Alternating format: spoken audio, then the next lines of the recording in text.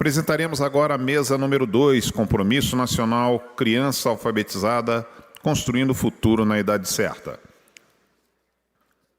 Neste momento, eu convido a gerente de projeto da Diretoria de Monitoramento e Avaliação de Políticas Educacionais do Ministério da Educação, senhora Joilma Santana Faveiro, para mediar esta mesa.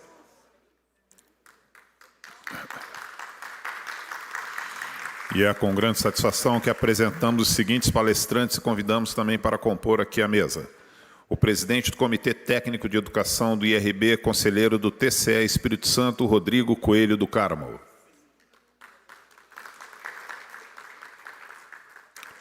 Convido também a coordenadora geral de alfabetização, Diretoria de Políticas e Diretrizes da Educação Integral Básica da Secretaria de Educação Básica do MEC, professora Mônica Silva.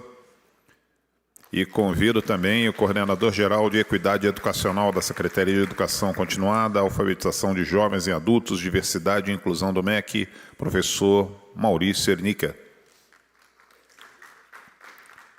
Eu passo a palavra à nossa mediadora e a condução desses trabalhos, desejando a todas e todos um ótimo trabalho.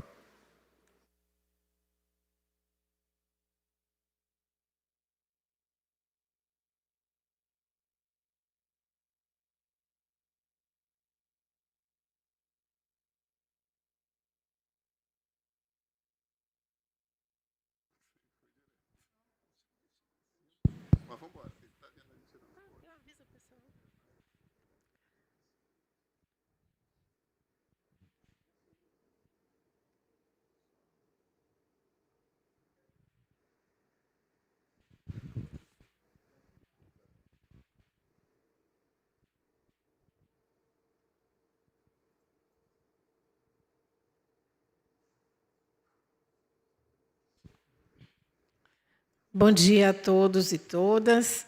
Vamos começar hoje as nossas apresentações com um tema muito importante para a educação, a alfabetização. Todos nós sabemos que a alfabetização ela é determinante para a trajetória escolar do indivíduo.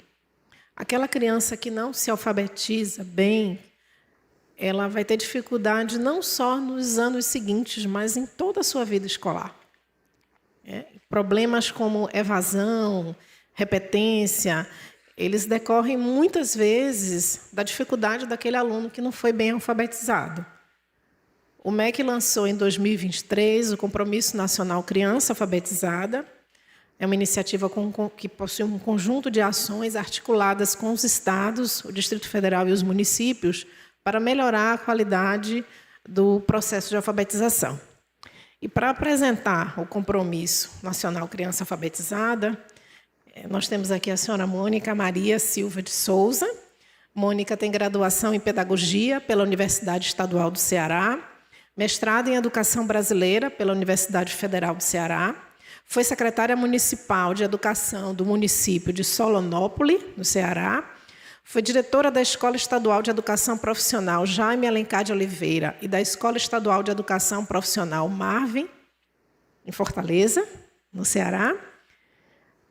Foi coordenadora regional de desenvolvimento da educação de Igatu e atualmente é coordenadora de alfabetização na Coordenação Geral de Alfabetização do Ministério da Educação. Com a palavra, a senhora Mônica Souza.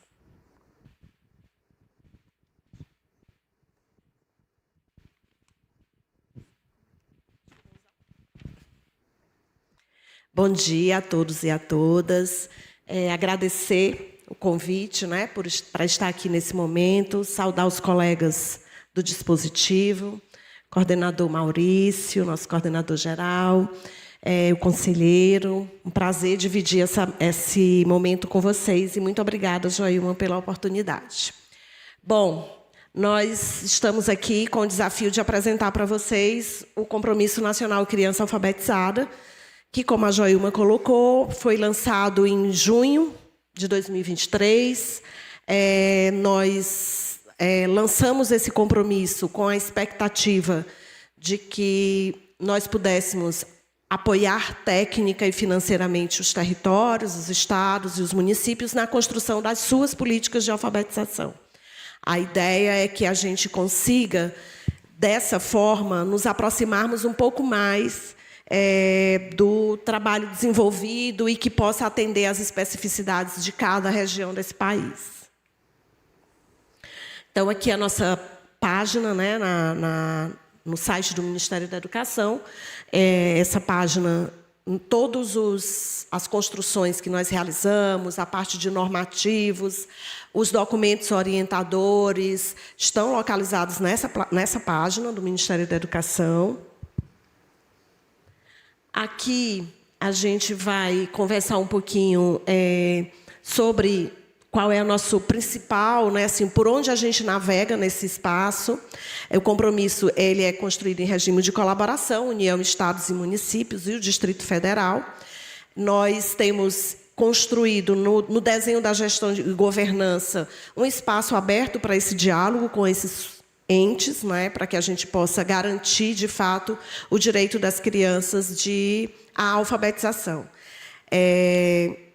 O objetivo central da gente é garantir a alfabetização de 100% das crianças e também temos um olhar atento para a recomposição das aprendizagens do 3º ao 5º ano, com foco na alfabetização. No âmbito do compromisso, o nosso olhar para a recomposição é para a alfabetização.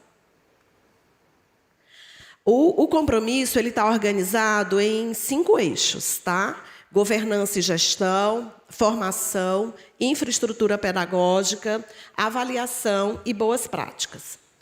No eixo de governança e gestão, a gente faz uma aposta muito significativa que os territórios, os estados e os municípios consigam pautar o desafio da alfabetização na sua gestão. Ele possa ser um tema relevante para esse processo. A nossa expectativa é que a gente desloque a responsabilidade da alfabetização posta numa relação professor-aluno, a gente consiga deslocar essa responsabilidade para os sujeitos que compõem a gestão dos territórios, dos municípios, dos estados, e que a gente possa trazer para a pauta de secretários municipais, secretários estaduais, prefeitos, governadores, a sociedade civil, essa discussão. Então, a gente aposta muito nisso, e aí a gente tem como alguns instrumentos que foram instituídos, o Comitê Nacional.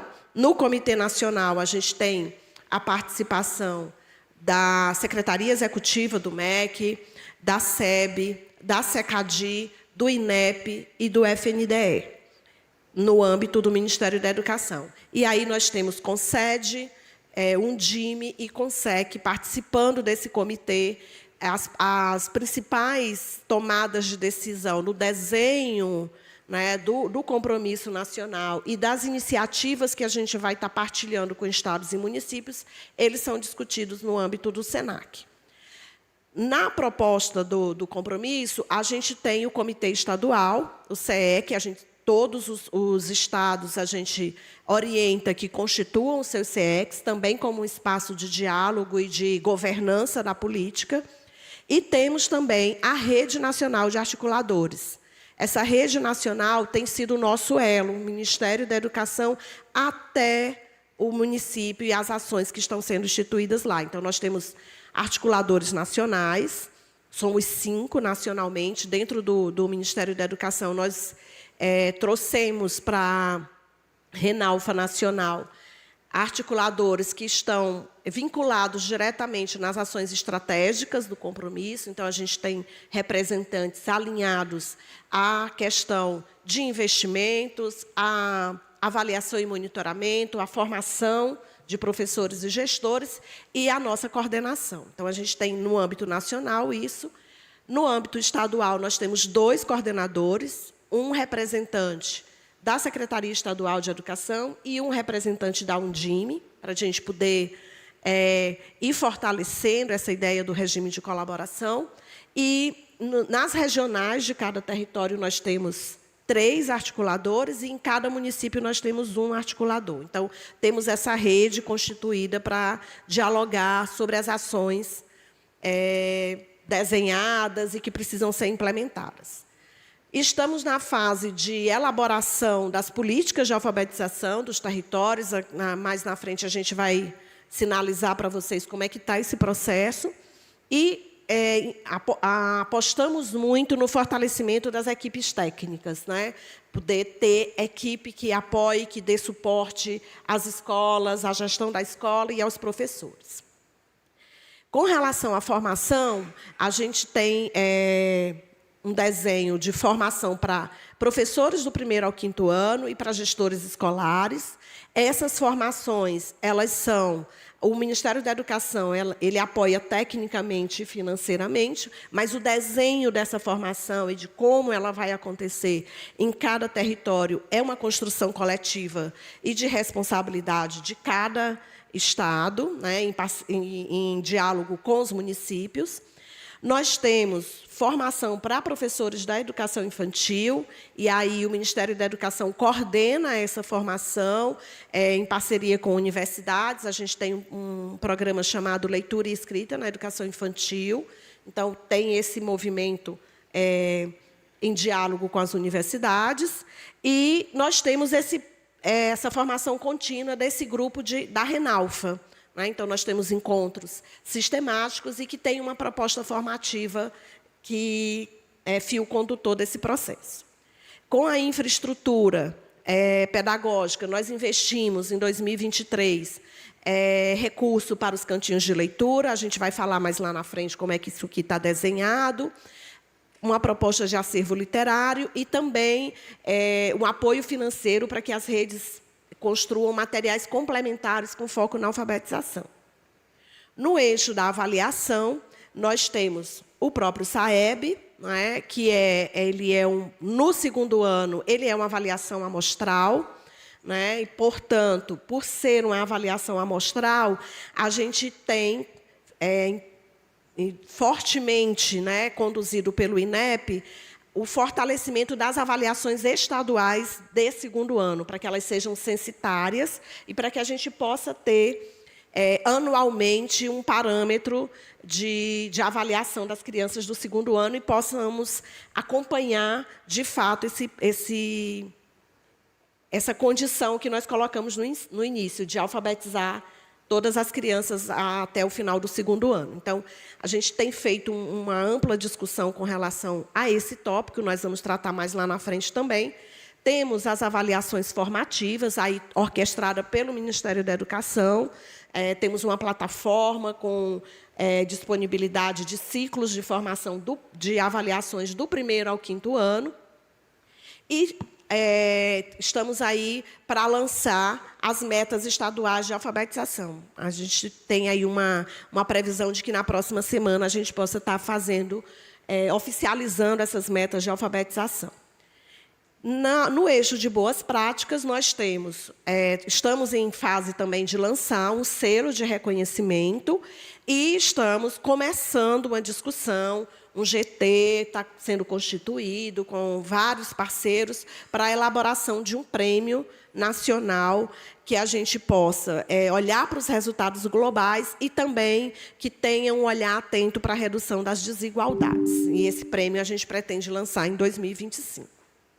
Vou avançar aqui, estou preocupada já com o tempo. A gente tem aqui alguns dados já sinalizados dessa política, né, que fará um ano agora em junho. Nós temos a adesão de 5.555 municípios, então é uma proposta que tem uma perspectiva muito engajadora, né? Assim, isso sinaliza para a gente que a preocupação com a garantia do direito à alfabetização é uma preocupação que está posta no nosso país.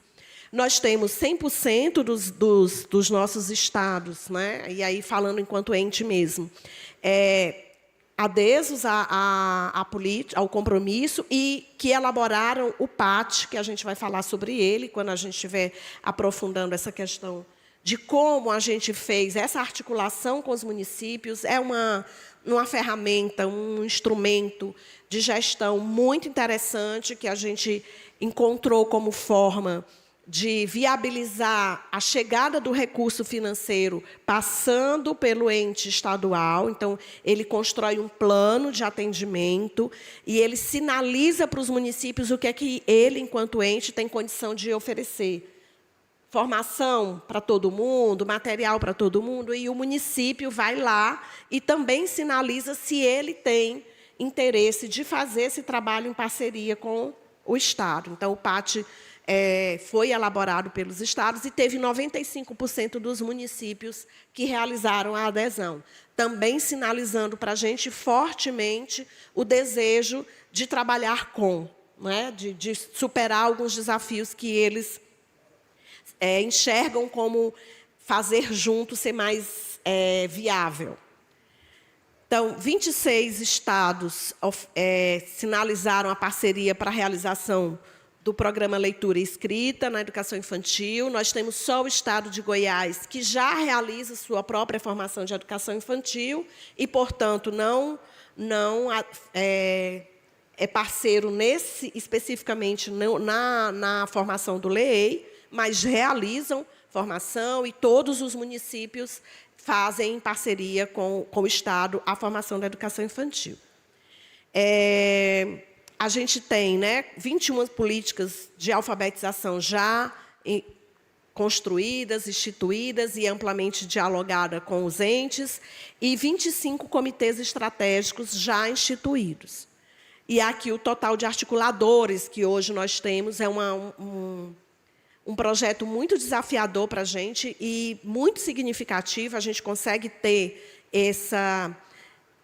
enxergar com mais clareza os processos que estão sendo realizados no município a partir dessa rede, a rede Renalfa, e essa rede hoje é composta por 7.381 sujeitos, aí, olhando, dialogando e trabalhando junto com o desafio da alfabetização.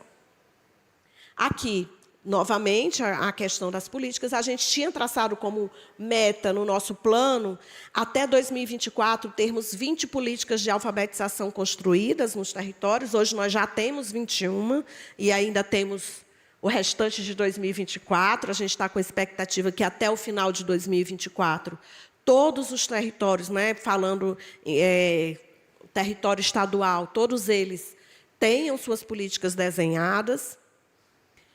Aqui, como é que a gente acompanha esse processo? Na gestão e governança, a gente tem investido fortemente no exercício de cada território construir seus comitês estaduais. Estamos investindo nessa formação, orientando na dinâmica de trabalho, de como eles devem se reunir, quem são os sujeitos que precisam fazer parte desses comitês estaduais, para a gente avançar nessa construção um pouco mais coletiva na tomada de decisão.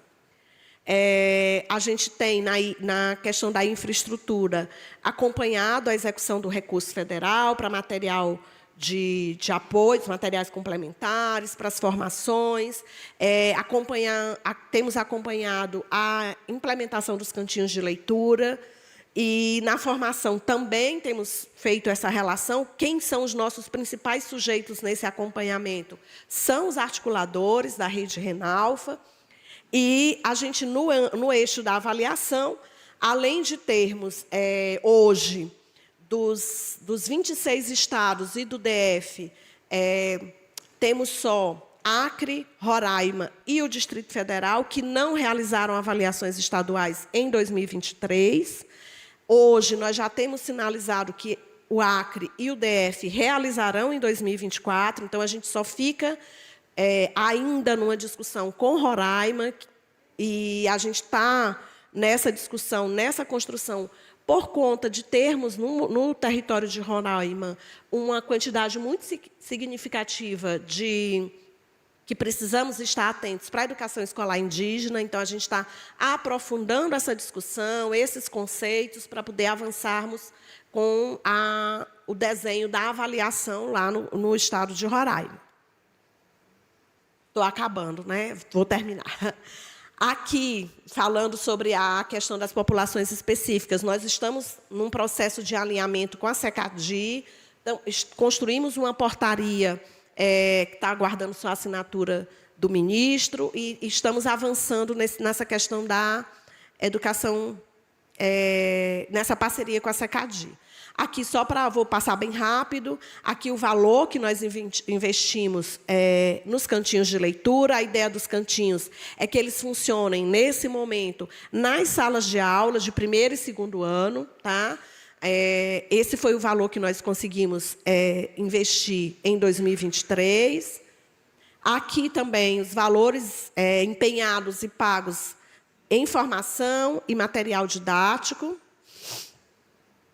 Aqui os valores que nós estamos aí investindo nas bolsas desses articuladores Renalfa. A gente tem um sistema que acompanha e onde os articuladores inserem relatórios para que possam receber o pagamento das bolsas. As avaliações formativas, nós temos uma plataforma em parceria com o CAED. Nós temos 3 ciclos formativos, avaliações de leitura, escrita, fluência e matemática do primeiro ao 5º ano. É uma plataforma de apoio ao professor, né? É o professor quem acessa, é ele quem faz a impressão da avaliação, ele que faz a avaliação. A gente não tem, com essa plataforma, nenhuma perspectiva de monitoramento no sentido de ranqueamento das escolas. Ela é uma plataforma de apoio e de suporte pedagógico ao professor. Aqui a questão das metas, né, que eu já coloquei para vocês, que a gente está aí sinalizando que na próxima semana elas devam ser lançadas, e aí, nesse desenho, até 2030, 80% das crianças do 2º ano precisam ter consolidado alguns processos de alfabetização. A gente entende que ele segue na trajetória, mas, como a Joilma colocou, a gente considera que, para que ele tenha uma trajetória de sucesso até o final do 2º ano, ele precisa ter consolidado algumas habilidades com relação ao processo de alfabetização. Aqui o desenho de um pouco de como é que vai ser tratado por nível, né, das competências. Aqui a questão do selo, que eu já falei para vocês, a gente está nesse processo de construção e elaboração. Eu acabei falando antes, lá na introdução, por isso que eu estou correndo aqui. Tá? O selo, o público-alvo, são as secretarias estaduais e municipais, e as dimensões que a gente pretende avaliar são o regime de colaboração, as ações estruturantes do compromisso, se elas estão sendo implementadas, a própria implementação da política, sobre formação de professores e sobre o apoio, a utilização dos materiais complementares. O selo, a gente também... o prêmio, a gente está nesse processo de elaboração, então, a gente só vai trazer para vocês que a gente está muito atento. Só vai poder concorrer ao prêmio quem tem o selo, se atinge as metas, o olhar para a redução das desigualdades. E a gente tem, aí vou só para finalizar mesmo, na nossa página, essa política ela nasce com uma proposta de avaliação, de acompanhamento. A gente tem um plano, tá? Então, a gente olha para o compromisso com essas 3 dimensões. A gente avalia a implementação, avalia a governança e avalia resultados. Tá? E aí vocês têm o endereço na nossa página, onde vocês conseguem acessar todo o plano de monitoramento que a gente tem da política. Está lá, já está concluído, foi publicizado, tem um plano que a gente está atento nesse acompanhamento, e nesse monitoramento e nessa avaliação. Lá tem toda a delimitação, o desenho da política, o modelo lógico e toda a metodologia de monitoramento e avaliação. É isso aqui, só as imagens do painel, dos boletins que a gente acaba divulgando, e aqui os nossos relatórios. Muito obrigada.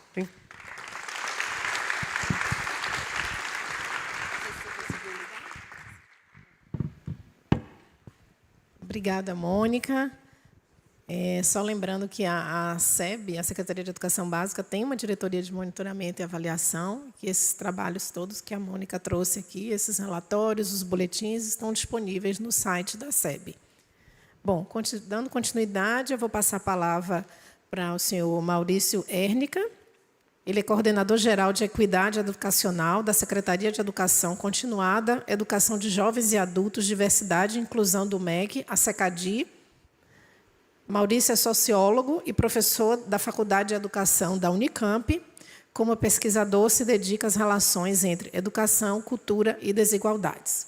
A palavra, Maurício. Tá certo. Tentar regular meu tempo. Bom dia a todo mundo, a quem está aqui presente, a quem nos assiste à distância. Obrigado. Eu queria também agradecer e saudar as pessoas que compõem a mesa, o dispositivo, o conselheiro Rodrigo, Mônica, Joilma. É uma honra poder estar aqui nesse fórum, conversando com colegas da educação e com todos vocês dos tribunais de contas. Me cabe falar, não do compromisso, porque a Mônica já apresentou, mas desses dois termos que devem estar nas políticas públicas, acreditamos, né? A equidade e o reconhecimento da diversidade. Eu queria começar com essa imagem, que vocês sabem muito bem a que ela se refere, a subida da rampa, a expressão da diversidade da qual nós somos feitos como povo. E no entanto, né, nós temos monitorado o sistema educacional, aprendemos a monitorar o sistema educacional predominantemente por médias. O que é a média entre os grupos sociais representados? Quem é o sujeito médio entre os grupos sociais representados nessa imagem? É ninguém. Conceitualmente, o sujeito médio, o aluno médio, é ninguém. Média é uma medida estatística, ela sintetiza valores de uma distribuição onde esses valores estão variando. E ela estabelece tem um pressuposto na média, é que todos os valores abaixo da média são compensados pelos valores acima da média. A média é uma medida completamente insensível à desigualdade. Quando a gente monitora um sistema por média, a gente está assumindo um pressuposto. O que a gente quer, a indução que a gente faz é para maximizar a somatória dos resultados que nós estamos ali, do grupo que a gente está observando. Qualquer que seja o resultado, qualquer que seja a distribuição desses resultados, o que a gente quer é que na hora que a gente some, essa somatória vai ficando cada vez maior. É isso. Elas não se preocupam com desigualdades e elas apagam absolutamente a diversidade. Esse é um debate que vem sendo feito, né? E não só no Brasil, a equidade vem surgindo cada vez mais, vem se colocando cada vez mais como uma bandeira, como uma diretriz central para as políticas públicas. Bom, eu estou pondo baixinho, pequenininho para mim, né? Ficou uma coisa enorme aqui, algumas referências que eu não vou passar por elas, mas para quem quiser. Primeira coisa importante, pressupõe a ausência de barreiras legais. Não é uma questão no Brasil, não existe nenhum grupo social que tenha uma barreira legal ao acesso à educação. Não mais, né? Em outros lugares do mundo tem. É sempre bom lembrar que isso que existe é naturalizado, não é um dado da natureza, mas sim algo construído e que a gente tem que preservar. Depois a gente tem que ir além da igualdade de recursos ou de uma isonomia horizontal. Num país em que os recursos são tão desigualmente distribuídos, muitos gestores se orientam por essa ideia de dar o mesmo para todo mundo, que isso produz uma transformação grande, porque nós somos muito desiguais na distribuição do recurso. No entanto, para um princípio de justiça, para a promoção da equidade, é insuficiente. A gente precisa ir além da igualdade, da isonomia, da igualdade de recursos, e reconhecer que os recursos devem ser distribuídos desigualmente para corrigir desigualdades socialmente definidas e para promover, para reconhecer e fortalecer a diversidade. Acrescento a meu próprio slide. Deu uma ligeira perda de formatação. Eu não vou passar por isso rapidinho, mas quando a gente fala de equidade, tem duas grandes tradições no debate e que muitas vezes elas rivalizam, mas que é possível conciliação. Uma é uma tradição igualitarista, que ela tem uma origem, né, num famoso caso lá, Brown versus Board of Education, nos anos 50, que questiona a segregação racial em escolas americanas, e que a partir daí se define um princípio. A educação deve ser distribuída em termos iguais. Isso bota a igualdade no centro do debate. E bem depois, nos anos 80, tem um famoso relatório, também no debate americano, ele produz uma influência global, nós sabemos bem, e esse relatório, né, uma nação em risco, ele muda a orientação. A gente precisa se preocupar agora com as duas pontas das distribuições de resultados. Quem está muito abaixo, muito para baixo, e quem está lá para a ponta. E a partir daí começa a ter uma série de decisões que vão dizendo, não é igualdade. A gente precisa distribuir, a educação tem que ser distribuída, ela tem que ser provida num nível adequado. Qual que é a ideia de um nível adequado? É que eu pego todos os resultados e traço um ponto. Daqui para cima está adequado. Eu tenho que assegurar que todo mundo esteja acima desse ponto. Adequado. O que as diferenças ou as desigualdades acima desse ponto não deixam de ser preocupação. Numa perspectiva igualitarista, não. A gente continua observando toda a gama de resultados. Não dá tempo para eu detalhar aqui o debate sobre igualdade, mas é só importante a gente ter em mente que a gente, quando fala de igualdade, é uma relação.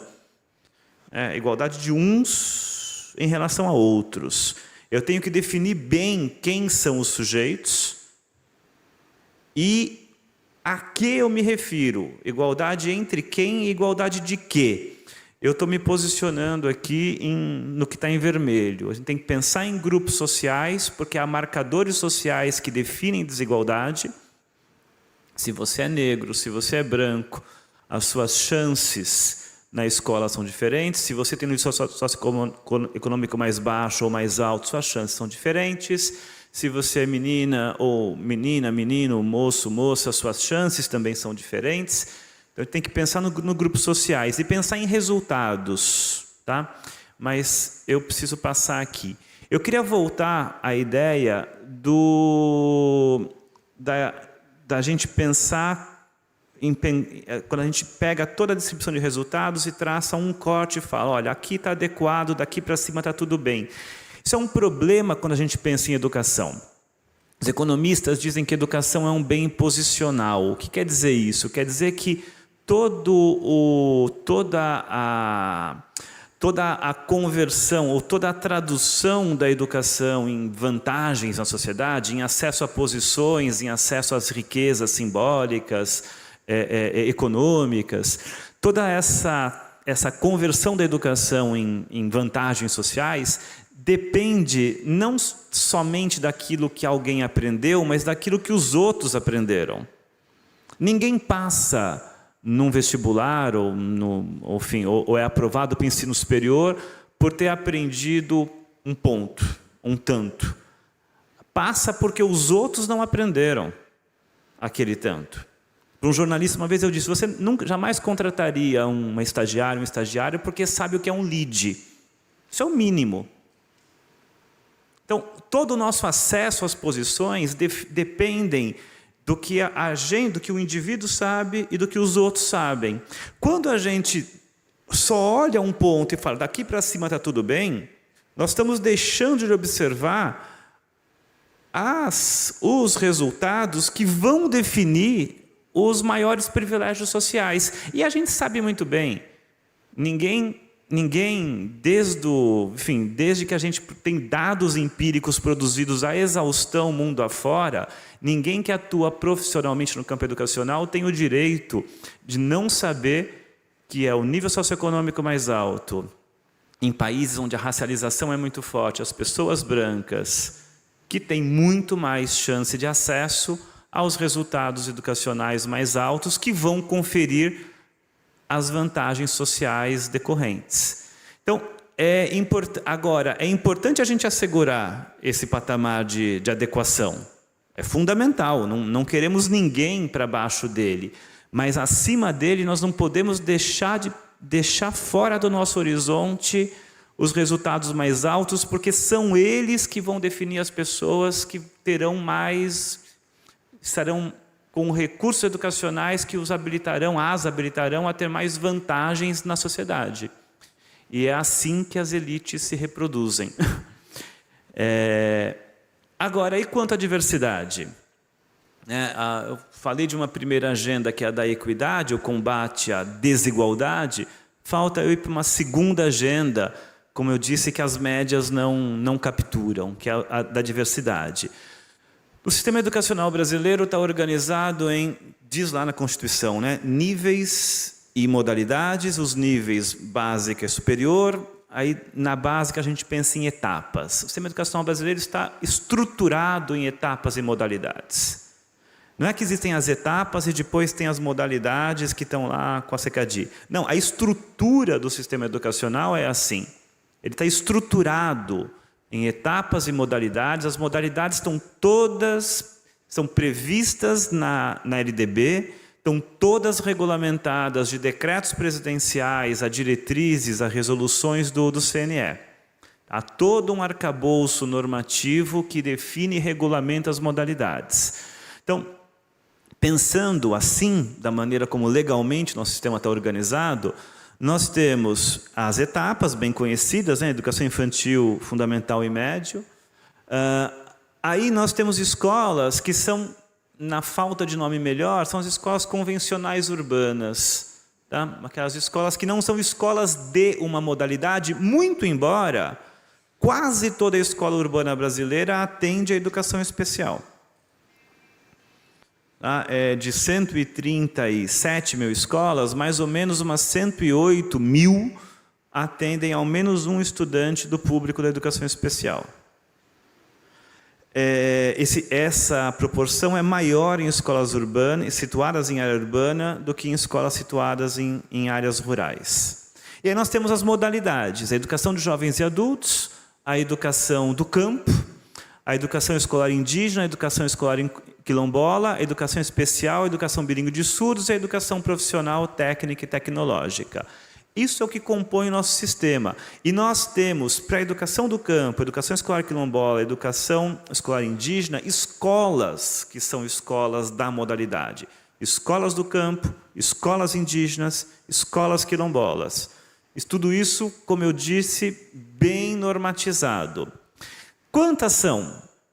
Quantas são? Aqui eu só peguei aquelas modalidades para as quais há uma escola prevista e que os dados do censo nos permitem identificar. Então, aqui, das 136.921 escolas do último censo, 2023, 49 mil são escolas do campo, tá? Ao todo. 2.600 quase quilombolas, 3.700 quase indígenas e 80 mil convencionais urbanas. Muito embora, como eu disse, elas ofertam educação especial, elas ofertam muitas, 538, não são tão muitas assim, deveria ser mais. Educação bilíngue de surdos e muitas ofertam ainda a educação de jovens e adultos. As modalidades estão, essas três que eu falei, atravessam todas as escolas, ou podem atravessar.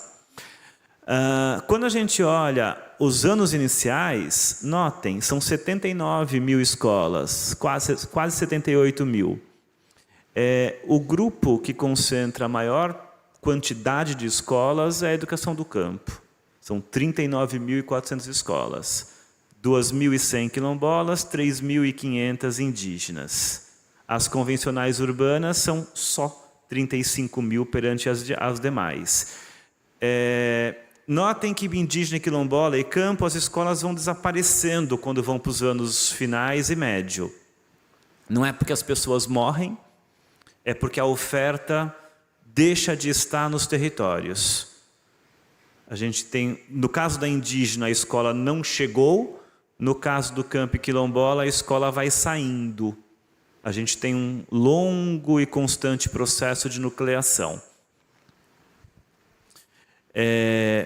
Vou passar aqui. Eu preciso sempre reconhecer aqui a minha cabeça de convertido à vida urbana, porque não fui criado num espaço urbano para valer, mas convertido a uma cabeça que foi convertida a uma cabeça urbana e paulista. 2 problemas nesse Brasil. Quando eu produzi esse dado, eu tomei um susto. Porque eu falei, nossa, olha a quantidade de escolas do campo. E foram os meus colegas que falaram, você tem que segmentar isso por UF, senão você não vai enxergar. E aí, quando a gente olha o Acre. As escolas convencionais são 27%.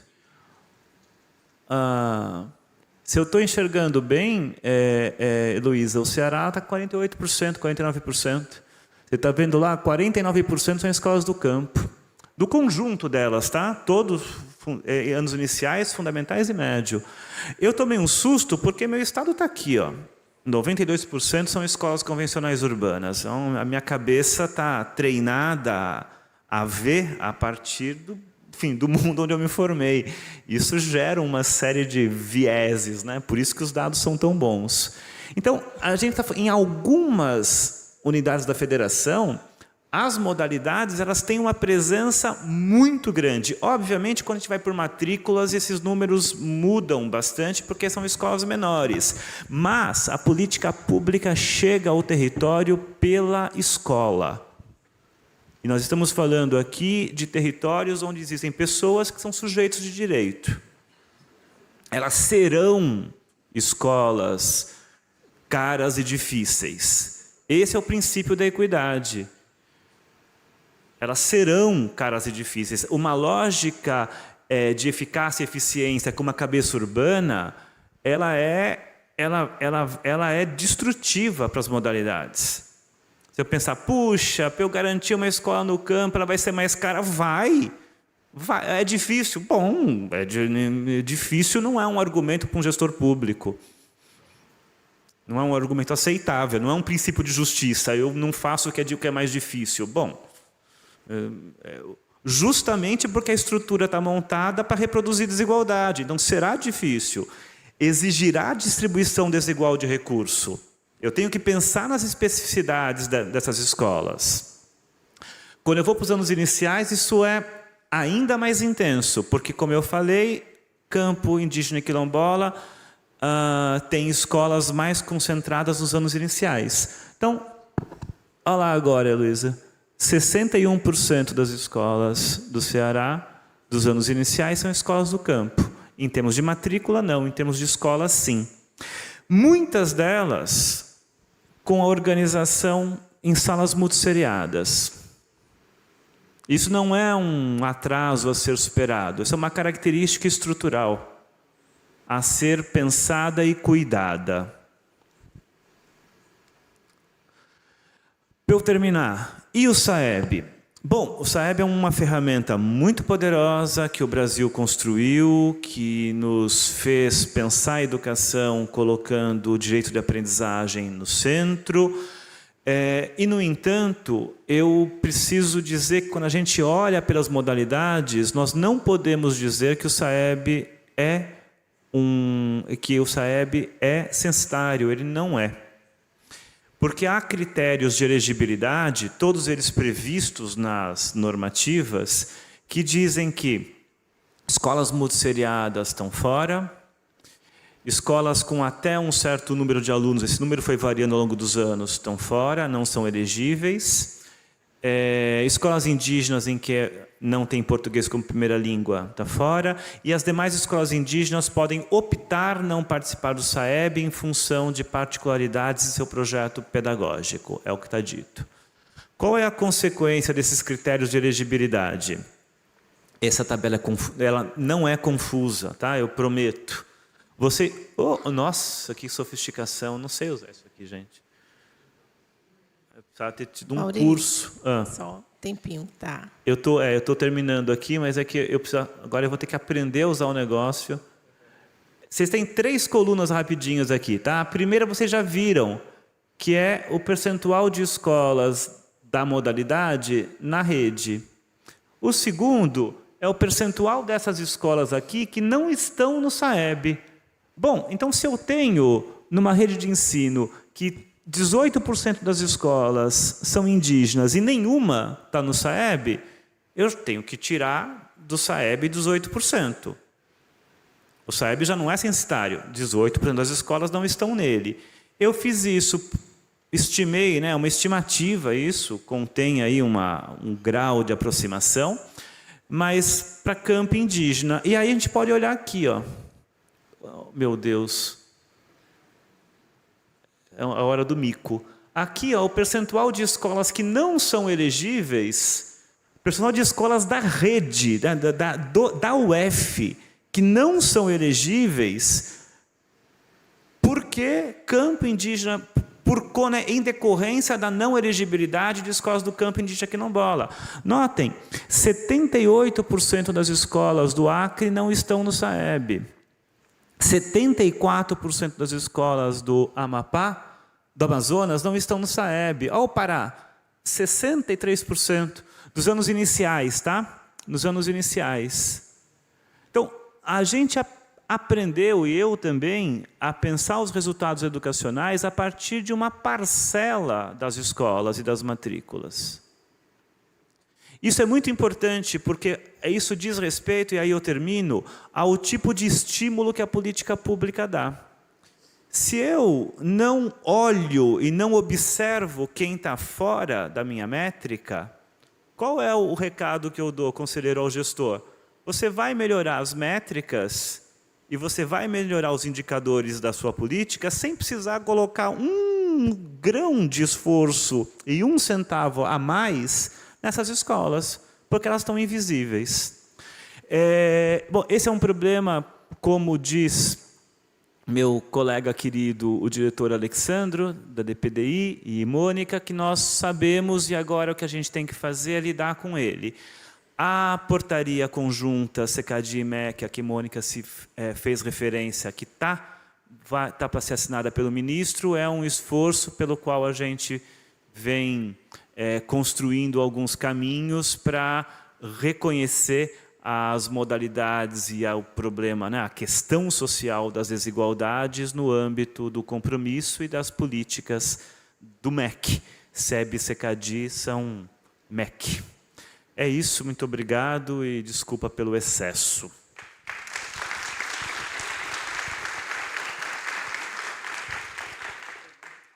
Obrigada, Maurício. Vou passar a palavra agora para o conselheiro Rodrigo Coelho do Carmo.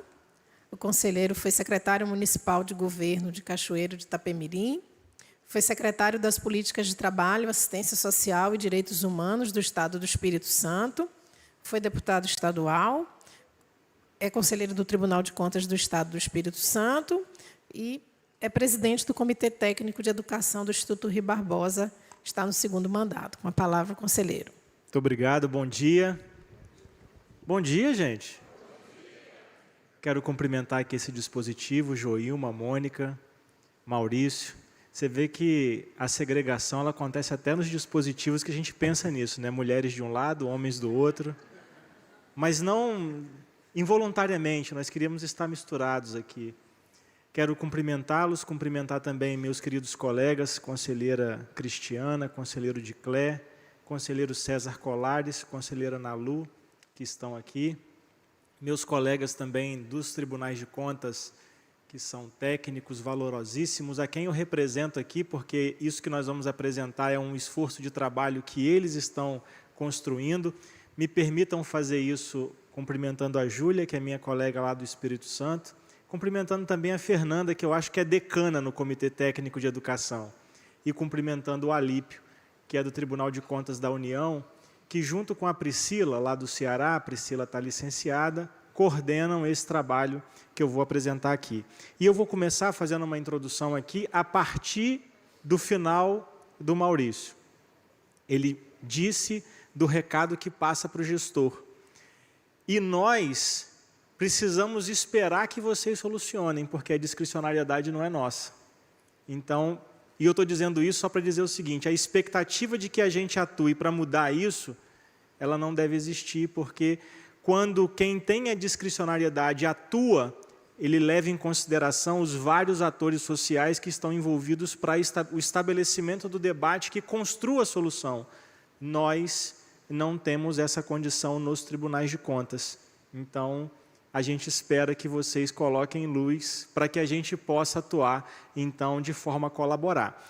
E aí, a nossa apresentação aqui, ela vai falar de onde os tribunais de contas podem contribuir para a implementação do compromisso nacional da criança alfabetizada, de onde a gente pode contribuir efetivamente. Eu não vou falar do IRB, porque o Decler fez isso divinamente ontem, e eu posso cometer a gafe de não fazê-lo tão bem.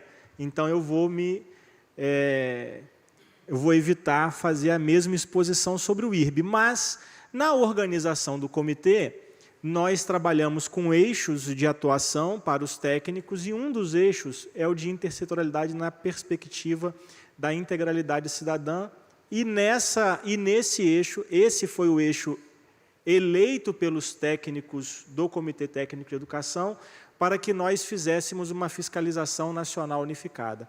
No ano passado, a fiscalização eleita foi do eixo 1, que é de infraestrutura. Vocês devem ter acompanhado a Operação Educação, que foi feita uma fiscalização ordenada, que teve uma parceria muito forte do Tribunal de Contas do Estado de São Paulo, e que nós acompanhamos no mesmo dia a infraestrutura de escolas de todo o país, todos os tribunais de contas atuaram, e hoje a nossa fiscalização elegeu o acompanhamento do compromisso nacional pela criança alfabetizada. Então, essa fiscalização foi eleita pelos técnicos, e nós faremos essa fiscalização na modalidade de levantamento. Ouvindo a Mônica dizer, eu não sei se para mim ficou muito evidente, ela toda hora falava assim: nós estamos colocando muito esforço, nós estamos colocando muita energia, porque mesmo colocando muito esforço, muita energia, a adesão é toda voluntária. Então, é o convencimento.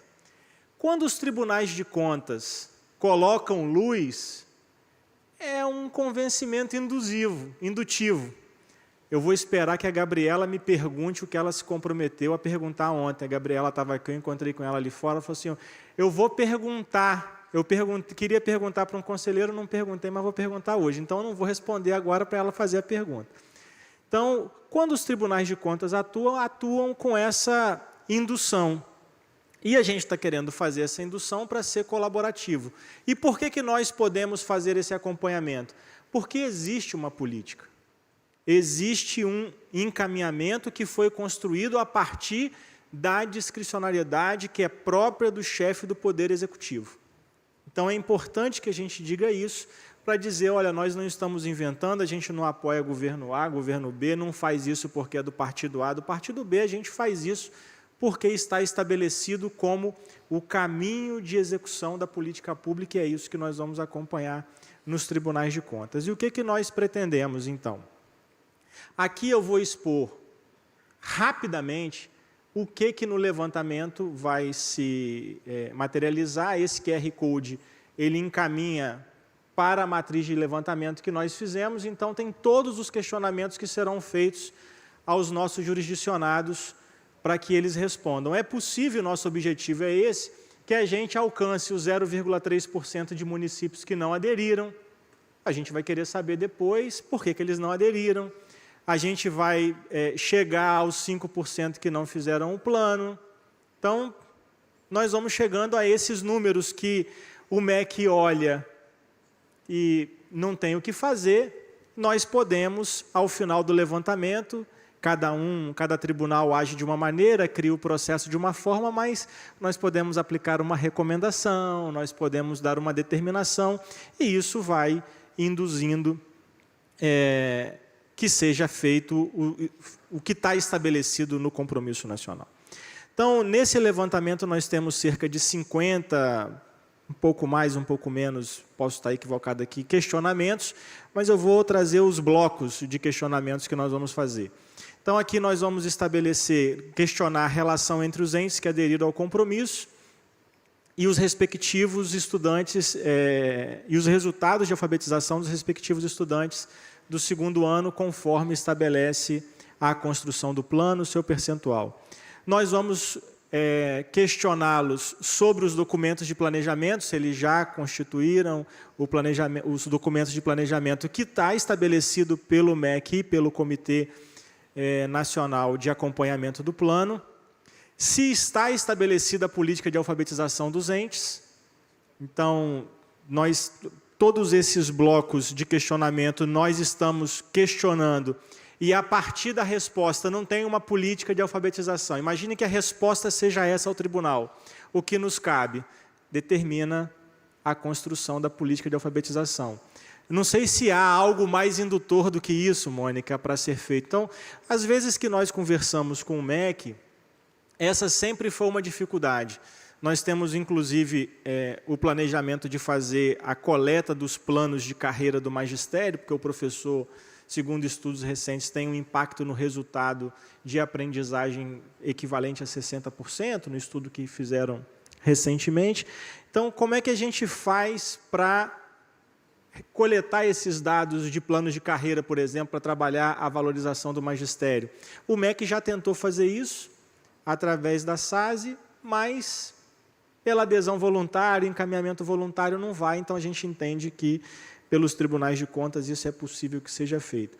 Também vamos questionar sobre a instituição e atuação do Comitê Estratégico Nacional e do Comitê Estratégico Estadual, porque aqui o nosso levantamento não é só nos entes de jurisdição dos tribunais de contas estaduais e municipais, o Tribunal de Contas da União também vai encaminhar o MEC, então o MEC também será fiscalizado com o seu comportamento diante do compromisso. O MEC se comprometeu com um conjunto de ações, a parte do MEC está sendo entregue, então também será feito o acompanhamento, porque se nós apurarmos que a parte do MEC não está sendo feita, isso vai impactar em como a gente determina para os municípios e os estados. Se a parte do MEC está sendo feita, isso também nos cabe uma resposta diferente àquilo que está sendo feita nos municípios e os estados. E daí a importância do Instituto Rui Barbosa, daí a importância do Comitê Técnico, porque faz a ação articulada dos tribunais, porque os tribunais têm autonomia e independência funcional. Então, cada um deles atua com os seus próprios processos, da sua própria maneira, com o seu próprio plano de fiscalização, e fazer essa articulação para que todos os tribunais atuem também não é algo simples de se fazer, daí a importância do Comitê Técnico de Educação. Outra coisa também que vale o registro aqui, é que quando a gente faz um pedido a um tribunal para que seja feita uma fiscalização, a maior dificuldade é o planejamento da fiscalização, porque muitas vezes o técnico está sozinho. O espírito de equipe também nos encontra nos tribunais de contas.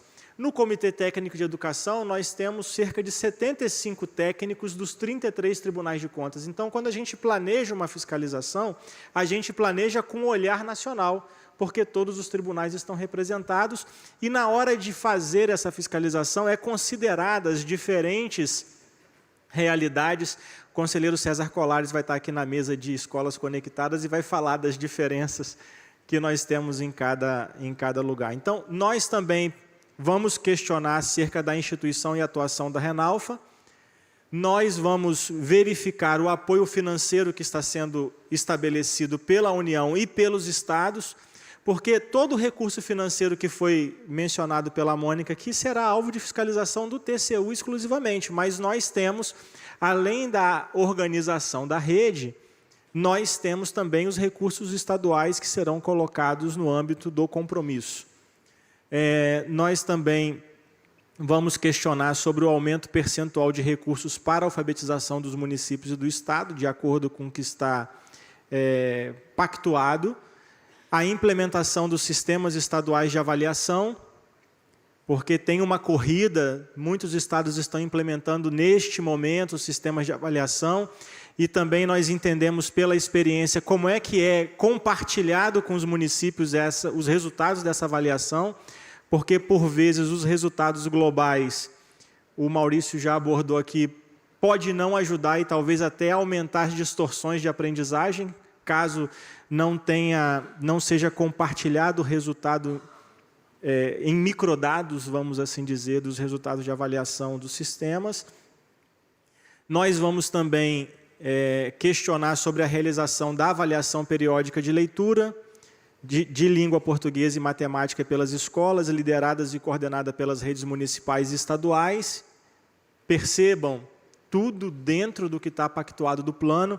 Toda a matriz de planejamento foi feita com base no documento do Compromisso Nacional pela Criança Alfabetizada. Também vamos fazer os questionamentos relativos à política de formação destinada aos professores, técnicos e gestores educacionais, a disponibilização de materiais didáticos suplementares e outros recursos pedagógicos. Vamos fazer o questionamento sobre as práticas pedagógicas e de gestão exitosas e também vamos fazer questionamentos sobre os espaços de incentivo à prática de leitura. Por que nós resolvemos trazer a dimensão? Eu podia dizer apenas que nós vamos investigar, nós vamos levantar sobre todas as dimensões. Mas por que é importante trazer? Para mostrar para o MEC e para todos os gestores que nós estamos fazendo com profundo conhecimento e estudo do compromisso que foi assinado, e também para demonstrar que o Tribunal de Contas já extrapolou a conformidade em muita coisa. Então, as pessoas nos olham muito como guardiões da conformidade, mas nós já não fazemos apenas isso. E a nossa capacidade indutora, a capacidade que os tribunais de contas têm para transformar a vida das pessoas, ela acontece exatamente com a mão do gestor, quando ele, no uso da sua discricionariedade, estabelece políticas que têm potencial de êxito. Então, nós não faremos nada que a gente faça que seja realmente impactante na vida das pessoas, será feito creditado a nós, porque nós faremos induzindo que o gestor faça. Nosso cronograma para aplicação desse levantamento, até o dia 10 de maio, tinha o conhecimento do plano, e agora nós teremos essa mesa como um registro adicional para que as pessoas... Aqui teve a apresentação do plano, aqui teve uma discussão sobre o plano, então essa mesa filmada, ela também é um insumo da fiscalização, porque nós fizemos um cronograma, mas terá tribunais que farão a aplicação do levantamento em momento posterior, não tem problema, essa é a diferença da ordenada, porque a ordenada foi todo mundo no mesmo dia, aqui não precisa ser todo mundo no mesmo dia. Até o dia 31 de maio, nós queremos fazer a coleta de dados com a aplicação centralizada dos questionários, as requisições complementares e as conversas com os gestores, porque também faz parte da fiscalização. E nós queremos, ao final de tudo isso, ter um relatório consolidado com a visão nacional do compromisso.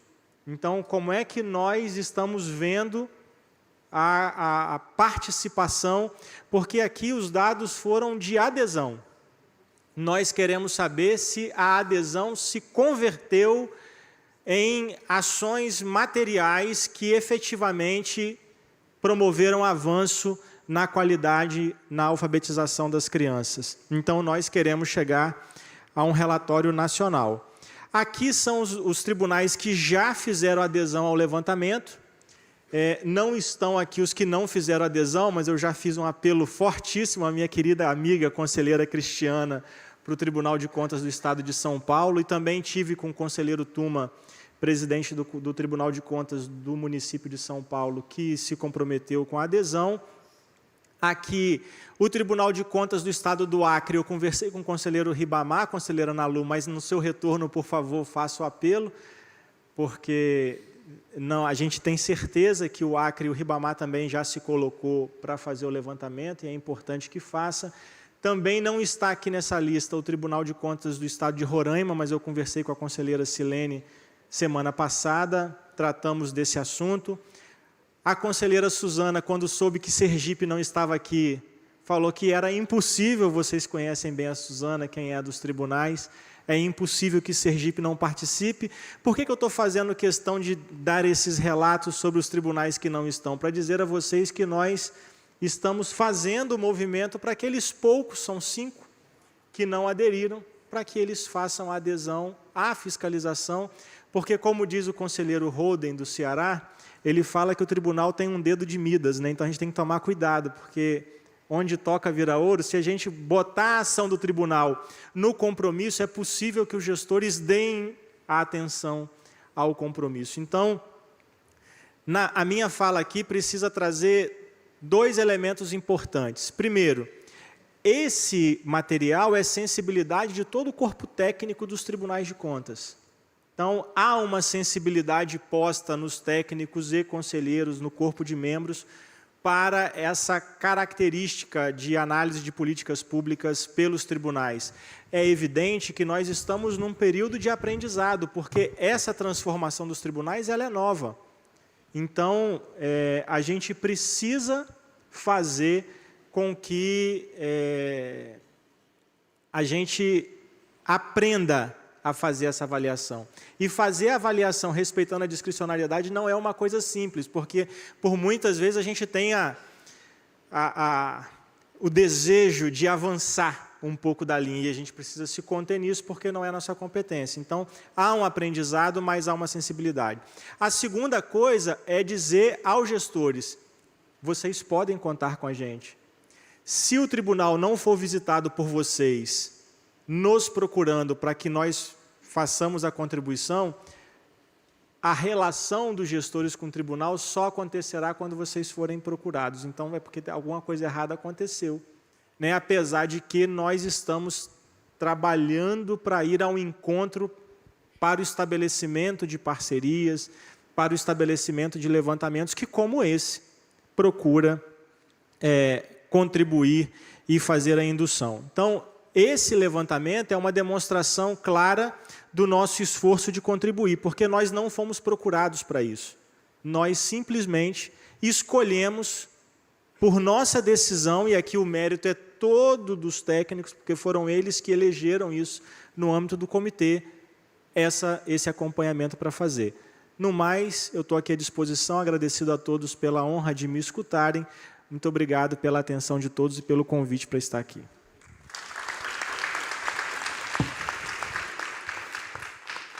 Obrigada, conselheiro. As palestras foram excelentes. E é muito bom ver a união de esforços para que essa política tão importante dê certo.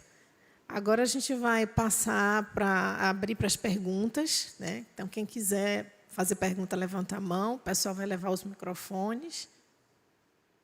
Acho que é ali primeiro, né? Andréa, você leva ali, ou Simone, o microfone?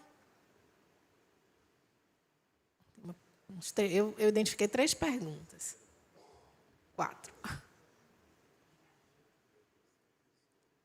Os microfones?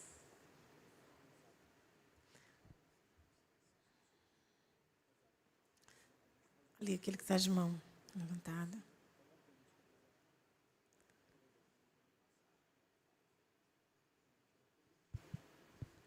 Pudesse identificar e fazer a pergunta.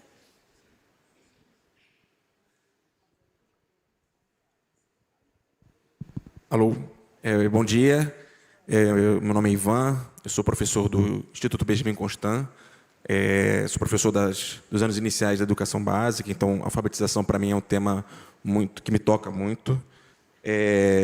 Eu fiz aqui um pequeno texto da minha pergunta, até para a gente não gastar muito tempo, né? Primeiro, parabenizo a ideia do compromisso nacional, né? Principalmente nessa ideia da relação de deslocamento da responsabilidade da educação para além da relação do professor e aluno. Porém, eu penso que, pensando na alfabetização como processo que perpassa pelo letramento, pelo acesso ao modelo do mundo letrado que tem na família, em colaboração com a escola, um papel central no sucesso da alfabetização, a minha questão é, como que o compromisso pensa em fomentar essa parceria? Vai haver distribuição de material literário, como livros paradidáticos para alunos com as famílias usarem em casa? Pensava em incentivos às escolas realizarem oficinas com as famílias buscando criar hábitos de leitura e escrita? Enfim, como estreitar essa relação entre escola e família, buscando o objetivo de promover um espaço mais fértil para a alfabetização? Mônica.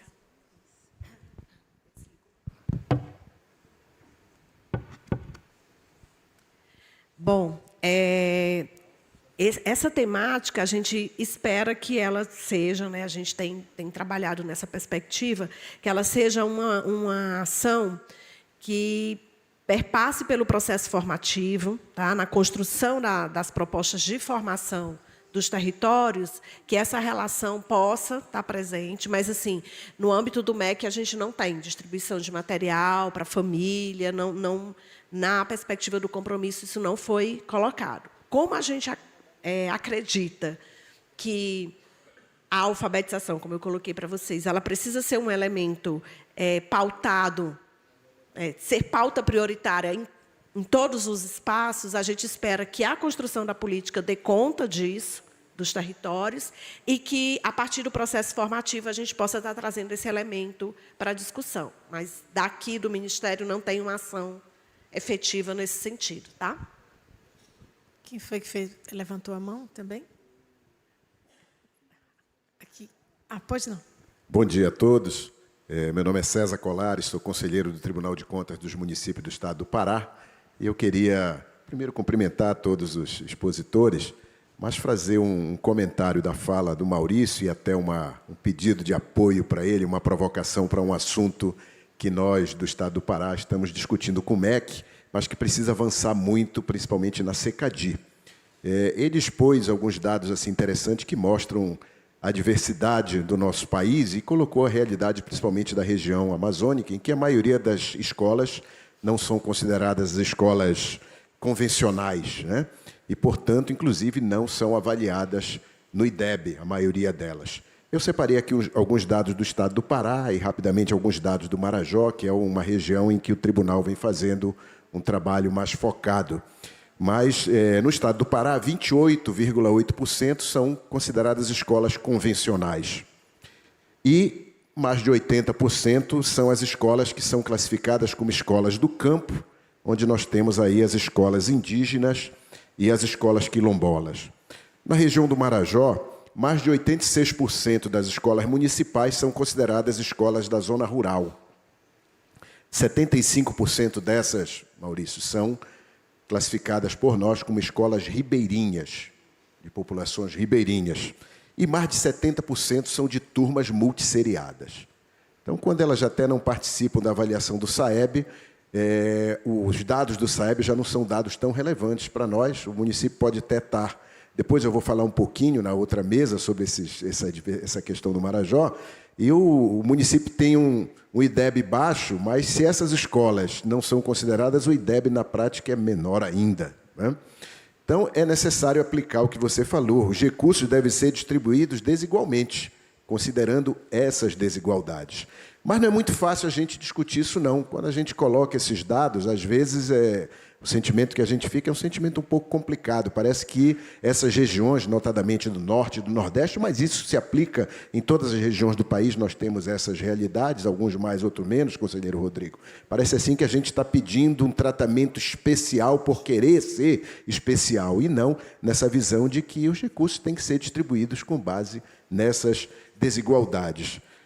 É uma situação realmente muito complicada. Mas o que eu queria lhe provocar, Maurício, é que essas escolas não convencionais da Amazônia, do Pará, e notadamente essas do Marajó, elas estão classificadas como escolas do campo. Mas a grande maioria dessas escolas são populações ribeirinhas. O ribeirinho é um povo tradicional, é uma comunidade tradicional, mas não tem essa separação. Elas são classificadas como escolas do campo.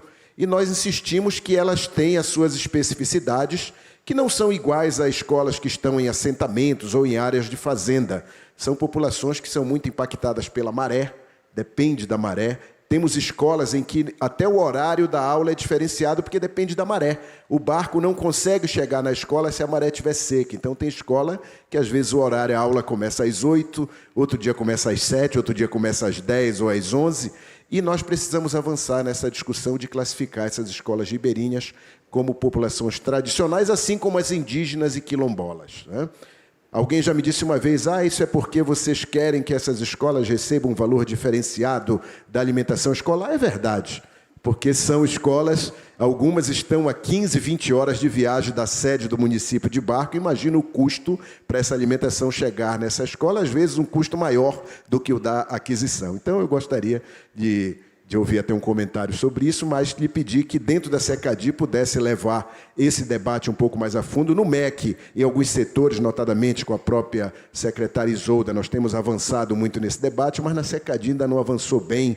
Eu não sei se há alguma divergência de interpretação. Sempre é dito, não, mas as escolas ribeirinhas estão nas escolas do campo. É verdade, como as quilombolas e as indígenas também.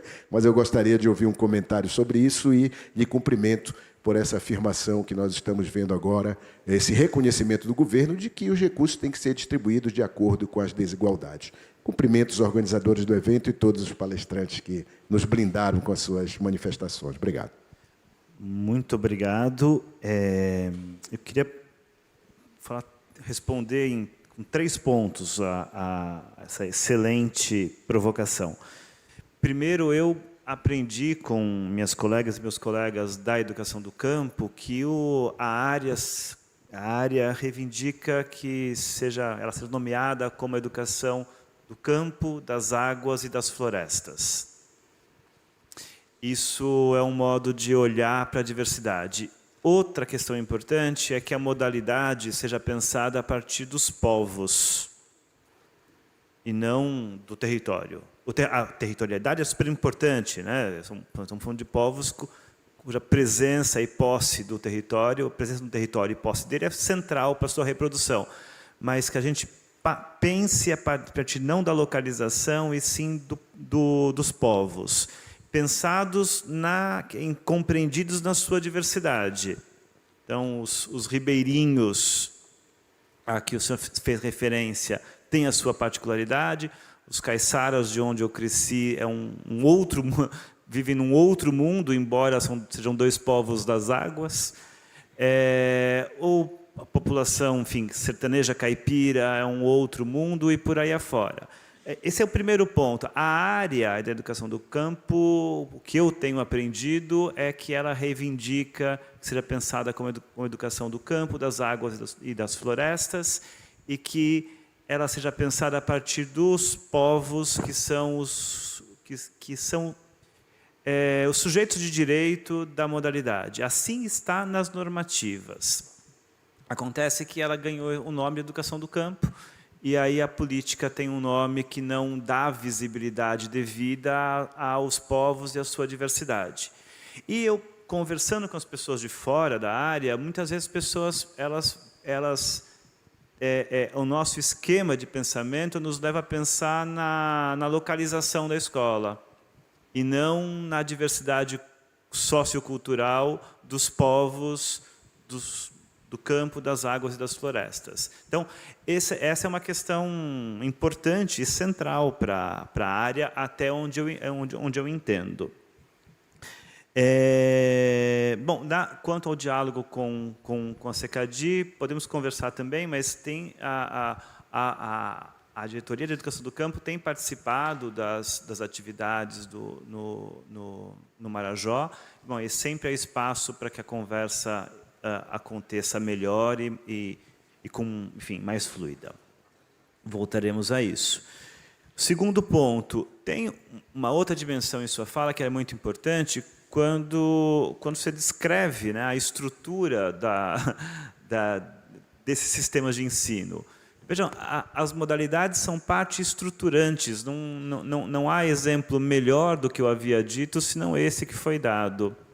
E aí, a questão é a seguinte: a política educacional de educação básica nessa região, ela tem que ser uma política que reconheça a modalidade, ou ela será uma política para uma minoria de escola urbana convencional. Ponto. É simples e trivial desse jeito. Ou ela é uma política para a modalidade, que pense a modalidade de modo central, ou ela será uma política para as escolas convencionais urbanas, ponto. E aí não é uma questão, assim, as evidências estão dadas. Se eu não penso na minha política, os 2 elementos que vieram daqui, tempo específico de funcionamento da escola, em função das circunstâncias como o tempo da vida social está organizado. Se eu não penso nas salas multisseriadas, se eu não penso que são povos ribeirinhos, eu não tenho uma educação para essas pessoas. Ou eu vou ter uma inadequada e culturalmente violenta, porque ela vai impor como norma uma lógica urbana na qual as pessoas não vão se reconhecer. Esse é um princípio estruturante da violência simbólica. Você impor como norma um certo padrão no qual o grupo, a pessoa, não se reconhece. Bom, terceiro ponto.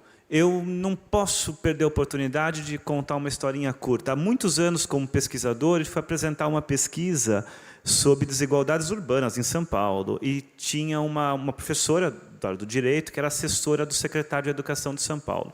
Quando nós fomos apresentar na secretaria, ela pediu para ela convidar colegas do Ministério Público, porque o Estado de São Paulo estava procurando fazer uma política para diferenciar a política educacional para escolas onde havia maior concentração de estudantes com proficiências muito baixas verificadas na avaliação estadual. E ela, quando nós apresentamos, ela disse: posso convidar os colegas do Ministério Público porque nós estamos com dificuldade de sustentar, né, de ter, enfim, não sei o termo técnico, mas de sustentar juridicamente perante o Ministério Público a nossa política. E nós convidamos, obviamente, para o lançamento da política, e o argumento era que a política feriria o princípio da isonomia. Chegou uma hora, eu terminei a apresentação, as pessoas, desculpa o modo de dizer, mas, enfim, começaram a conversar coisas técnicas que eu não entendia, era uma língua que não era minha. E anos depois eu perguntei para essa colega, professora, o que tinha acontecido. Ela falou assim: nós não conseguimos. Nós não conseguimos. Nós tivemos que fazer alguma coisa nas margens, né, na borda que foi definida. Então, o desafio de fazer a política pública que reconheça a diversidade, que enfrente de frente a desigualdade, ele está definido estruturalmente por muitas pontas. Nesse longo, né, nesse caso acontecido há mais de 10 anos, inclusive pela dificuldade de legitimação, né, de sustentação enfim, do Ministério Público. Obrigada, Maurício. Tem aqui, acho que esse levantou primeiro. Depois a gente passa para encerrar as perguntas. Ok, bom dia. Meu nome é Edmar, eu sou da Consultoria Legislativa do Senado, trabalho na área de educação. E, primeiro, parabenizar pelo evento, parabenizar pelas ótimas falas da mesa e parabenizar o Ministério da Educação pelo lançamento do compromisso, porque eu acredito em políticas públicas. Então, é bom quando a gente vê uma política pública tratando de um tema tão importante quanto o tema da alfabetização dessa forma. Mas eu queria fazer, basicamente, uma fala rápida e duas perguntas. Então, primeiro é que eu acho que nas políticas públicas no Brasil, a gente sofre um problema muito sério, que é o problema da descontinuidade. Na área de educação, esse problema é muito mais sério, talvez até do que em outras áreas. E talvez, dentro da área de educação, a área de alfabetização seja a que está sofrendo mais descontinuidade nos últimos tempos, né? Por que eu estou dizendo isso? Porque assim, o programa me parece estar muito bem formatado. Eu vi que tem um modelo lógico, eu não vi ainda o modelo lógico, acho maravilhoso, né, para a gente entender as razões do programa e os objetivos, etc. Então, assim, vou ver isso, claro. Mas eu acho assim que a preocupação dos tribunais de contas, né, de avaliarem o programa daqui para frente, né, se ele está sendo implementado, isso é fundamental. Mas é preciso, eu acho, ter uma visão de programas na área de alfabetização, uma visão, mesmo vou usar um neologismo aqui, genealógica, né? Esse não é o primeiro programa, aliás, é uma área que tem sido tem sido muito profícua em criação de programas, né? E aí é por isso que eu quero fazer a primeira pergunta, em que esse programa, o compromisso inova em relação a programas como PENAIC, Mais Alfabetização, Tempo de Aprender, só para citar os 3 últimos. Porque se for passar um pouquinho mais para trás, aí você vai ter vai ser um elenco gigantesco, né? Em que ele inova, né? O que o compromisso aprendeu com os erros desses programas anteriores? E com os acertos, né? E com os acertos.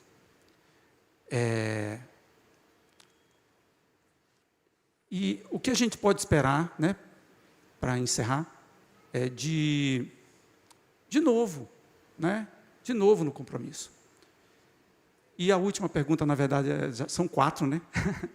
E a última, que não tem a ver exatamente com isso que eu acabei de falar, é como o compromisso lida com as discussões que são muito sérias, que acontecem no âmbito das escolas, das universidades, e que dividem, né, o mundo acadêmico sobre como deve ser feita a alfabetização, o que é alfabetização, se a gente deve usar um método construtivista ou se a gente deve usar um método fônico. Eu estou colocando isso aqui agora porque isso esteve muito presente nos debates político-ideológicos nos últimos tempos, mas é uma discussão séria que acontece nas salas de professores, entendeu?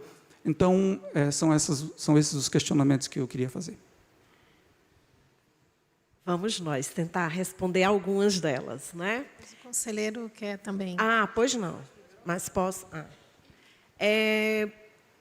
A gente faz essa leitura também, né, de que ao longo dos últimos anos a gente tem tentado enfrentar o desafio, né, de garantir esse direito da alfabetização das crianças. E, na nossa perspectiva, um elemento que a gente traz para o compromisso é que a gente desloca essa proposta para um debate mais amplo, tenta sair desse movimento também, dessas políticas que jogam luz para métodos, para concepções e para o processo formativo do professor, muito focado nessa perspectiva. Então, a gente está tentando trazer, superar a questão da descontinuidade, tentando trazer os sujeitos para o debate de tomar. Uma política que está pautada na garantia do direito da criança. Então, é esse o debate que a gente quer trazer.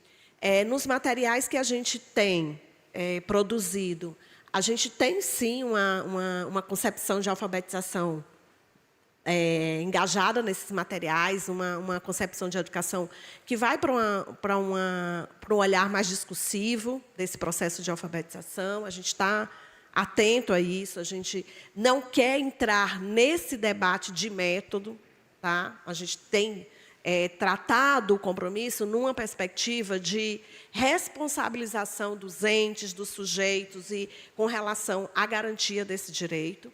E aí, nessa perspectiva, também a gente já agradece toda essa apresentação que o conselheiro fez. Para a gente, ela é muito importante, porque ela traz os entes para essa responsabilidade, que é uma responsabilidade que está para além de um movimento de descontinuidade política. Então, a gente tem caminhado nessa perspectiva.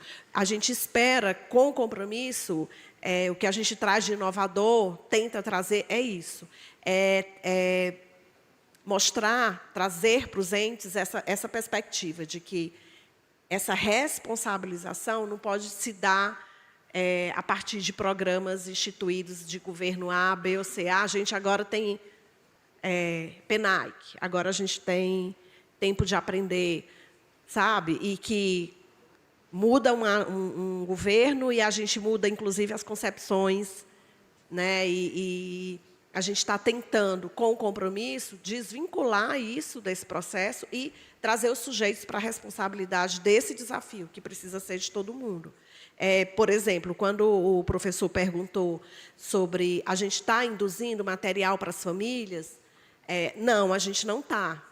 Não é? E tem uma concepção por trás disso também. Então, ela não está explícita, ela não é o fundante da nossa política, porque a política do compromisso ela está pautada no regime de colaboração, de trazer os entes para essa discussão, e ela não é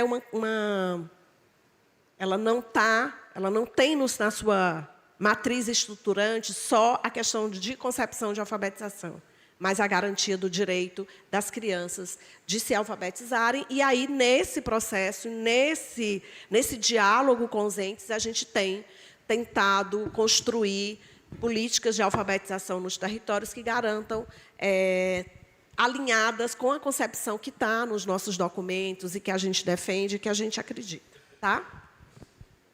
Conselheiro. Eu queria só respondê-lo também, porque tem uma questão que é muito importante para a gente dos tribunais de contas, que é essa da continuidade.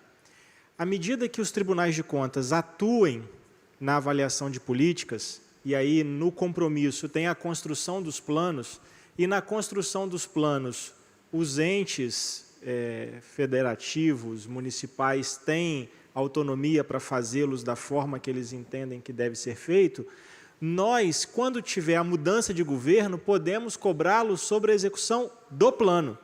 O governo mudou, mas nós continuamos lá, fiscalizando as mesmas coisas. Então, como as bases estão dadas, nós, tribunais de contas, podemos garantir a continuidade. São 5.563 municípios, é isso? 65? 68 municípios. Talvez a gente não consiga ver ativamente todos, mas todos os tribunais de contas têm canais de ouvidoria para chegar ao contato com as populações. O controle social, nós fazemos parte de um sistema de controle. E é importante que a população entenda que ela também faz parte do sistema de controle, compondo o controle social. Agora, o controle social tem servido muito mais como espaço de disputas políticas eleitorais do que como espaço de acompanhamento das políticas públicas a que ele se propõe. Então, é importante que a população interessada no acompanhamento de políticas públicas participem dos conselhos de controle social e interajam com os tribunais de contas, que é responsável pelo controle externo. Nós temos 3 instrumentos de controle: o controle externo, o controle interno e o controle social. Então, nós precisamos dessa interação e aí nós podemos garantir continuidade. Agora, eu estava dizendo aqui antes para o Maurício, que é um dado importante. Veja, nós temos uma dificuldade que é perfil de escola, para que a gente fiscalize infraestrutura, parará, mas o perfil da escola. E no que isso tem impacto? Eu vi ali, o Espírito Santo tem 40% de escolas no campo. Não tem razão do número ser esse. Aí as políticas de nucleação foram equivocadíssimas, porque expulsaram do campo para a cidade muitos dos estudantes. Mas podiam ter feito nucleações ainda mantendo escolas no campo e reforçando a qualidade da escola no campo, estabelecendo um currículo para a escola camponesa e também ofertando uma qualidade para essas comunidades do campo que podem transitar naquele território. Nós não temos a dificuldade do Pará. Nós temos programas de infraestrutura rural no Estado que permitem a circulação, mas isso não faz com que a gente pense escolas nos municípios no campo com a qualidade que a gente pensa. Porque nós podemos ter uma escola convencional camponesa, de tempo integral, por exemplo, que consiga reunir vários estudantes de várias comunidades do campo numa mesma escola nucleada, mas com uma política pedagógica para o campo. Porque hoje nós temos escolas no campo para manter os meninos no campo só porque é perto de casa, mas o currículo é urbano, não adianta de nada. Então, a gente fica num falso debate de proteção da cultura camponesa só na manutenção daquele monte de crianças estudando em turmas multisseriadas, que não é uma modalidade, uma forma de ensino que precisa ser tratado, porque em algumas localidades ela é altamente necessária, mas quando não há necessidade, não tem por que mantê-la. Então, o perfil da escola, o que a gente vai construir pedagogicamente. Tudo isso são coisas que têm que vir de quem tem discricionariedade. E eu vou dar um exemplo. A gente fez uma fiscalização no Espírito Santo e estabeleceu como forma de reordenamento das redes educacionais a verificação do perfil escolar que estava na orientação do Conselho Nacional de Educação, da Secretaria de Educação Básica, o parecer número 8 de 2010. Lá, sob a égide do custo aluno qualidade, estabeleceu-se um perfil escolar. Só que em 2019 foi revogado, indicando que não era competência do Conselho estabelecer o perfil de escola, mas é o único documento público que estabelece. Como na relação contratual a vontade das partes faz leis entre si, nós estabelecemos aquilo como instrumento, mas é importante que tenha um instrumento que possa servir para que a gente, além de dar continuidade, estabeleça a rede como ela será entregando com mais qualidade o processo educacional. Então, só queria, além de responder pela continuidade e pela convocação do controle social, também opinar humildemente aí sobre essa questão. Vejam que esse tema é apaixonante, né? Mas, infelizmente, a gente vai ter que encerrar. Eu só vou passar a palavra agora para a última pergunta. Eu só queria acrescentar para o colega que outra coisa, do Senado, que outra coisa que eu vejo como também inovador é a questão do trabalho em rede. A Renalfa, né, é essa articulação, o articulador estadual, né, que capacita o articulador regional, que capacita o articulador nacional, é o MEC chegando lá na ponta e apoiando essa escuta ativa, né, que o MEC tem feito. O MEC tem auxiliado a esses articuladores realizarem o monitoramento, o acompanhamento disso. Eu acho que isso inova um pouco, e esclarecendo também, essa política ela tem um modelo lógico, foi construído um modelo lógico. Eu vou passar, infelizmente, a palavra para a última pergunta, porque ainda temos escolas conectadas. Por favor. Bom dia a todas, bom dia a todos. Eu me chamo Nalu, sou do Acre, sou professora de formação e atualmente trabalho no Tribunal de Contas. Queria saudar as companheiras do Tribunal de Contas, como também dos municípios que estão aqui, as conselheiras e os conselheiros, aos servidores e servidoras do MEC. A primeira coisa que eu queria colocar é que a felicidade que eu sinto em estarmos nos reunindo de novo, discutindo políticas públicas. Nós passamos 4 anos, infelizmente, sem discutir políticas públicas, sem nos encontrar. Isso tem que ser dito. Isso não é política partidária. Isso é falta de compromisso. Isso é preciso ser dito em todos os lugares, para chamar a responsabilidade dos professores e professoras que contribuíram para que a gente também estivesse sem reunir, porque também votaram nesse tipo de política. Técnicos dos tribunais de contas, grande maioria, os auditores e auditoras. Que bom que nós estamos hoje reunidos e discutindo políticas públicas.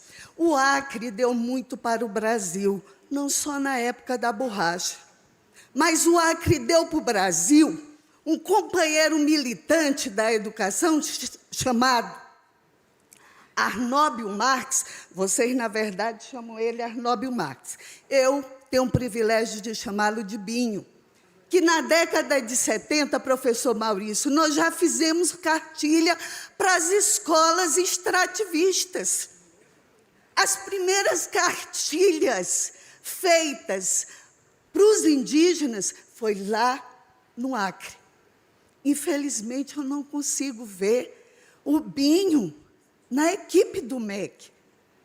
Me dá uma tristeza danada. E aqui, me desculpe, eu não estou puxando. Eu sei que a gente tem hoje uma puta de uma visão e uma representatividade no mundo da política do Ceará. Ótimo, mas é preciso que a gente também olhe onde temos excelentes quadros, né, Nelson? Inclusive você lá de Santa Catarina, né, Gilmar, lá da Bahia. É preciso reunir esse pessoal bom para que a gente tenha política, professora, de compromisso e não partidária. Porque é triste. E olha, que eu já tenho 60 anos e eu me apresento não como quem me trabalha no Tribunal de Contas, mas eu apresento como sendo da CPB.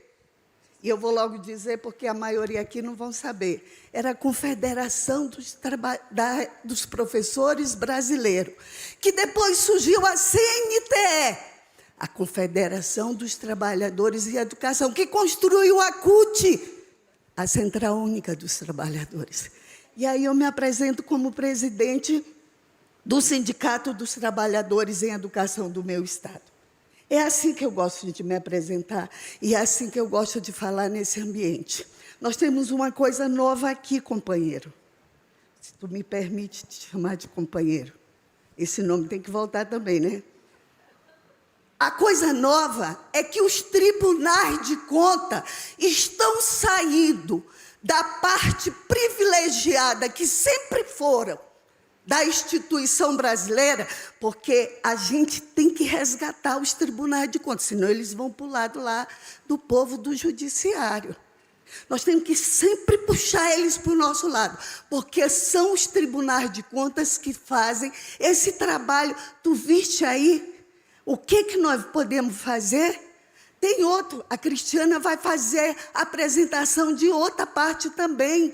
Então, nós estamos nos nossos estados tentando de forma resgatar o que o Acre foi. Na década de 2000, nós tivemos o primeiro, nós ficamos em primeiro lugar. Hoje nós voltamos de novo por último. Dá uma dor no coração como professora. E, Rodrigo, dia 14 de abril, nós mandamos para vocês a adesão do Acre. O Acre está. Foi dia 14 de abril. Queria dar um abraço. Era para concluir? Vou concluir. Só queria dar um abraço às companheiras e os companheiros do MEC. Me sinto extremamente representada pelo povo do Ceará, que é o povo nosso do Acre também. Todos nós, de Rio Branco, o primeiro lugar que a gente quer conhecer é justamente o Ceará. Mas eu acho que a gente precisa também ver que lá no Acre, lá em outros estados, para que a gente possa ter, companheiro Maurício, que foi perfeito, como eu saio hoje representada em ver a sua fala, como eu saio feliz com a sua fala de hoje, mostrando a verdadeira cara do Brasil, que, inclusive, falta incluir os ribeirinhos, os extrativistas, tantas outras comunidades. Obrigada. Companheira, desculpa, eu esqueci seu nome. Sinta-se representada. E eu gostaria de dizer para você que, sim, o Ministério e o ministro têm um olhar atento sobre isso. Eu estou aqui, uma mulher negra, nordestina, estou aqui. Então, assim, o olhar é atento, mas é um caminho. É um caminho. A gente chega lá. Bom? Gente, infelizmente, você quer acrescentar? Queria só colocar assim, essa perspectiva é exatamente a construção do compromisso, né? A gente poder dar vez e voz a cada um dos estados, apoiar nessa construção. Eu cheguei na madrugada passada do Acre, eu estive lá, tentando apoiar na construção, na elaboração dessa política. Então, a gente tem feito esse movimento, e a ideia da Renalfa é essa, é a gente ter toda essa diversidade presente, discutida, jogando luz para as especificidades que o professor Maurício também coloca aqui. A gente está nesse exercício, é uma construção, mas estamos atentos e aprendendo e partilhando. Conhecimentos, saberes, discussões são sempre muito presentes nesse processo. Então, gente, infelizmente a gente precisa encerrar, porque a gente precisa falar sobre escolas conectadas. O Maurício vai acrescentar? É muito rápido. Só que eu preciso dizer que A gente aprendeu muito com o Acre, eu também.